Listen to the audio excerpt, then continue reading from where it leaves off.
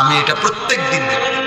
আপনি যদি 60 বছর না 600 বছরও এক টানা 2 হাতে উপার্জন করেন, আপনার যদি সমস্ত উপার্জন রেখে যাওয়ার পরেও আপনার বিবি বাচ্চার প্রয়োজন আপনার মৃত্যুর পরে থেকে যাবে, আপনি শেষ করতে পারেন।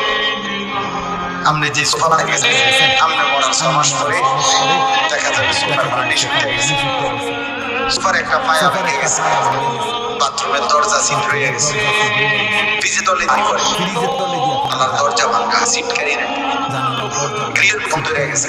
তার মানে হাজার